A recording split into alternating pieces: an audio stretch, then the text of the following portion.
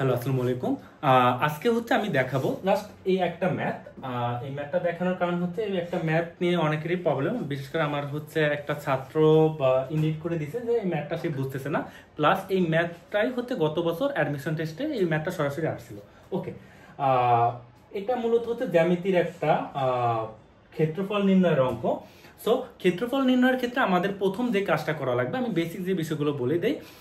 প্রত্যেকটা যে আইটেম আছে, বিশেষ করে হচ্ছে বর্গ, আয়ত, ত্রিভুজ, চতুর্ভুজ, তারপরে সামান্তরিক, রম্বস, এগুলোর যে ক্ষেত্রফল নির্ণয়ের সূত্রগুলো সেগুলো আমাদের আত্মস্থ করা লাগবে। প্রথম কাজ হচ্ছে আমাদের এইটা।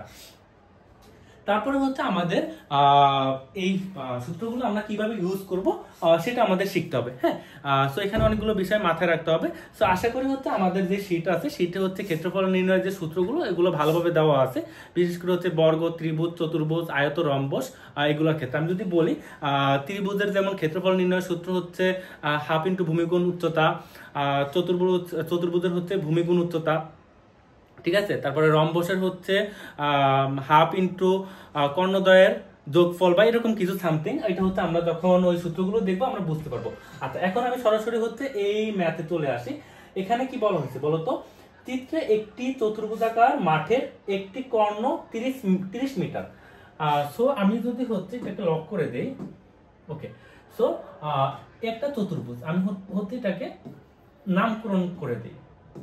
এই ম্যাথটা হচ্ছে আমাদের একটু বুঝে করা লাগবে। ওকে, সো কর্ণ 30 মিটার মানে হচ্ছে এই এসি কর্ণের দৈর্ঘ্য হচ্ছে 30 মিটার এবং অপর দুইটি কোণ থেকে, তাহলে এই অপর দুইটি কোণ থেকে, এই কোণ এবং এই কোণ থেকে কর্ণের দূরত্ব, এই কর্ণের দূরত্ব হচ্ছে 15 মিটার এবং 22 মিটার। তাহলে এটা হচ্ছে 15 মিটার, এটা হচ্ছে 22 মিটার, 22.5 মিটার।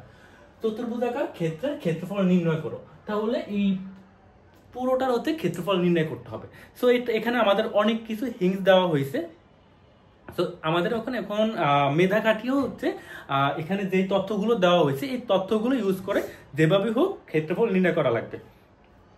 আচ্ছা, এখন বলো তো কি করা যায়।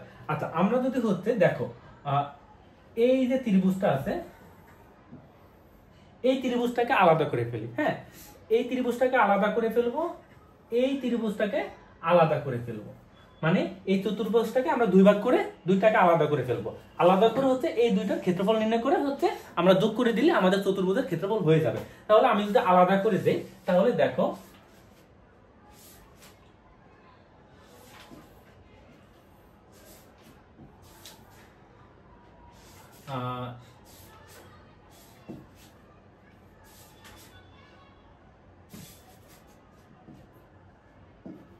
এ বি সি, দেখো আমি হচ্ছে এই যে এ বি সি ত্রিভুজটাকে এখানে আলাদা করে নিচ্ছি, A B C, A B C, এই যে এ বি সি, এই এ বি সি। আচ্ছা, এ বি সি, তাহলে আমাদের যে এসি বাহুর দৈর্ঘ্য কত বলতো? 30 মিটার, 30 মিটার। আর হচ্ছে এইটার যে উচ্চতা বা দূরত্ব, দূরত্ব মানে কি বলতো? দূরত্ব মানে হচ্ছে উচ্চতা, উচ্চতা হচ্ছে 22.5। তাহলে আমরা হচ্ছে এখানে ভূমি পাচ্ছি এবং উচ্চতা পাচ্ছি। তাহলে এই ত্রিভুজের ক্ষেত্রফল নির্ণয় আমরা করতে পারবো হাফ ইন্টু ভূমিগুণ উচ্চতা, হাফ ইন্টু ভূমিগুণ উচ্চতা। তাহলে হচ্ছে 15, আমরা যদি হচ্ছে গুণ করি তাহলে 5 15 75, 75-এর 5 27 7, 15 দুগুণে 30, 37, 37-এ 7, 27-এ 3, 15 দুগুণে 30, 33। তাহলে এই যে এ বি সি এই ত্রিভুজের যে ক্ষেত্রফল সেটা আমরা নির্ণয় করে ফেললাম। এটার ক্ষেত্রফল হচ্ছে 337.5 বর্গমিটার। ওকে, এখন হচ্ছে আমরা এই যে ত্রিভুজ আছে এই ত্রিভুজটার হচ্ছে ক্ষেত্রফল নির্ণয় করবো আলাদাভাবে। তাহলে এটা যদি আমি আলাদাভাবে আঁকি, দেখো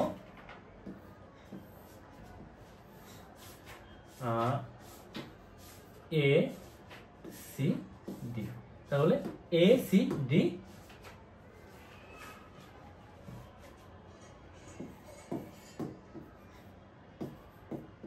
হ্যাঁ এ সি ডি, ঠিক আছে। এই যে এসিডি ত্রিভুজ, এসিডি ত্রিভুজ। আচ্ছা, তাহলে এই ত্রিভুজের হচ্ছে কর্ণ বা এই ত্রিভুজের ভূমির দৈর্ঘ্য কত বলতো? 30 মিটার। আর উচ্চতা কত? উচ্চতা বলতে এটার দূরত্ব আর উচ্চতা কিন্তু সেম, ঠিক আছে, 15 মিটার। তাহলে আমরা যদি ক্ষেত্রফল নির্ণয় করি, হাফ ইন্টু ভূমি গুণ উচ্চতা, ওকে, 15 5 15 75, হাতে আছে 7, 15 কে 15, 16 17 18 19 20 21 22 225। হ্যাঁ, তাহলে হচ্ছে আমাদের এই টোটাল চতুর্ভুজটা যদি আমরা অর্ধেক করে ফেলি, অর্ধেক করে ফেলার পরে এ বি সি একটা ত্রিভুজ হয়ে যায় এবং এ সি ডি একটা ত্রিভুজ হয়ে যায়, তখন আমরা এ বি সি ত্রিভুজের ক্ষেত্রফল নির্ণয় করলাম এবং এ সি ডি ত্রিভুজের ক্ষেত্রফল নির্ণয় করলাম, এবং এই দুটো ক্ষেত্রফল আমরা যখন যোগ করে দিব তখন আমাদের এই টোটাল চতুর্ভুজের যে ক্ষেত্রফলটা সেটা চলে আসবে। আশা করি তোমরা বুঝতে পারছো। সো এই ম্যাথটা সরাসরি আমাদের গত বছর অ্যাডমিশন টেস্টে আসছিল। সো এই টাইপের ম্যাথগুলো আমাদের ইম্পর্টেন্ট। সো এখানে হচ্ছে আমাদের কিছু হিন্ট দেওয়া হয়েছে, সো এইগুলো ইউজ করে আমরা একটু বুদ্ধি খাটিয়ে আমাদের মতো করে এই সূত্রগুলো বা ক্ষেত্রফলগুলো নির্ণয় করতে হবে। এরকম দিতে পারে আরো ম্যাথ যদি আমি বলি, যেমন আয়তাকার বর্গ বা মাঠের যে বিষয়গুলো, তারপরে বাগানের যেই বিষয়গুলো, এইভাবে দিয়ে হচ্ছে আমাদের ক্ষেত্রফল নির্ণয় করতে বলা হইতে পারে। তো এই ক্ষেত্রে আমাদের দুইটা জিনিস মাথায় রাখতে হবে, সূত্রগুলো সবসময় মাথায় রাখতে হবে এবং সূত্রগুলো আমরা কিভাবে ইউজ করবো এই জিনিসটা হচ্ছে আমাদের ভালোভাবে চিন্তা করে বের করতে হবে। এটার ক্ষেত্রে আরেকটা বিষয় হচ্ছে, এখানে ধরো এই জিনিসটা চিত্র এঁকে দেওয়া হয়েছে দেখে আমরা হচ্ছে ইজিলি বুঝতে পারছি। সাপোজ ধরো এই জাস্ট আমাদের এই কথাটা থাকতো, হ্যাঁ, সাপোজ এই কথাটা থাকতো, এই কথাটা থাকলে কিন্তু আমাদের জন্য আরো একটু ডিফিকাল্ট হয়ে যেত। সো এরকম ম্যাথ বা হচ্ছে এরকম ক্ষেত্রফল নির্ণয়ের ক্ষেত্রে যত ম্যাথ আছে সেগুলো করার ক্ষেত্রে আমরা সবসময় একটা জিনিস মাথায় রাখবো, ওই ম্যাথটা দেখার সাথে সাথে ওই ম্যাথ অনুযায়ী আমরা একটা চিত্র এঁকে ফেলবো।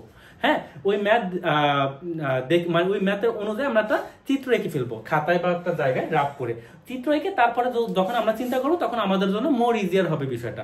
তো আশা করি বুঝতে পারছো। আজকের ক্লাসে পর্যন্তই থাকলো। আল্লাহ হাফেজ।